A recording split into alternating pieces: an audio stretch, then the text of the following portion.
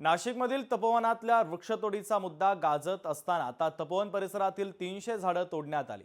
नव्या एसटीपी प्लांटसाठी 300 झाडांवर कुऱ्हाड चालवण्यात आली। साधुग्रामच्या 1800 झाडांचा प्रश्न अधांतरी असताना एसटीपीसाठी झाडं तोडण्यात आलेली आहे। कुंभमेळ्यासाठी शहरात नव्या एसटीपी प्लांटची उभारणा केली जाते। सांडपाणी पुनर्प्रक्रिया प्रकल्पासाठी झाडांची कत्तल करण्यात आल्याचं सांगितलं जातं। याबद्दल संवाद साधला आमचे लोकशाही मराठीचे प्रतिनिधी महेश महाले यांनी। पाहूया।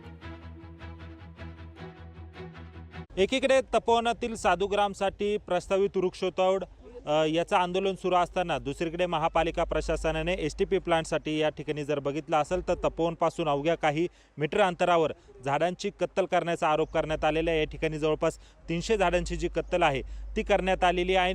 आता परत प्रश्न तोच उद्भवतोय नाशिक महानगरपालिकेच्या संदर्भात की नाशिक महानगरपालिका नक्की पारदर्शकपणे काम करते का नाशिककरांना फक्त कुठला तरी भ्रमात ठेवते सगळ्या गोष्टीमध्ये। आता त्या ठिकाणी आम्ही सर्व नाशिककर पर्यावरणप्रेमी तपोवनातली 1317 झाडं वाचवण्यासाठी आम्ही भांडतोय आणि ह्या ठिकाणी रातोरात जर ते असे झाडं तोडून आणि दुसरीकडे म्हणता आम्ही प्लांट पण केलेत तर हा जो त्यांचा डाव आहे हा कितपत खरा याच्यावर सर्वांना शंकाच आहे। म्हणजे काही शब्द सुचत नाही की असं आम्ही एकीकडे तिकडे लढा देतोय आणि एकीकडे हे दृष्टीआड असे कामं चालू आहे, आमची दिशाभूल करण्याचं काम चालू आहे।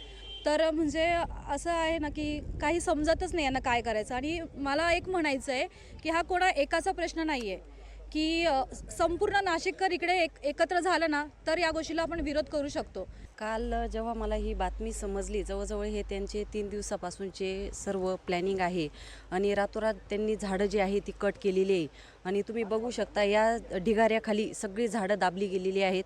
त्यांनी सांगितलं की आम्ही नोटीस जाहीर केली होती पण कुठल्याही पेपरला त्यांनी नोटीस दिलेली नाही आहे। ते रातोरात झाडं कट करून आणि ढिगाऱ्याखाली दाबताय। तुम्ही इथल्या जे इथे स्थायिक लोक आहे तुम्ही त्यांना त्रास देताय, तुम्ही ते अक्षरशः रडताय आणि तुम्ही त्यांना या जागेवरून काढून आणि तुम्ही त्यांना इथे झाडं तुम्ही ढिगाऱ्याखाली दाबताय। महेश महाले, लोकशाही मराठी, नाशिक। लोकशाही मराठी ऐका, पहा, जागरूक रहा।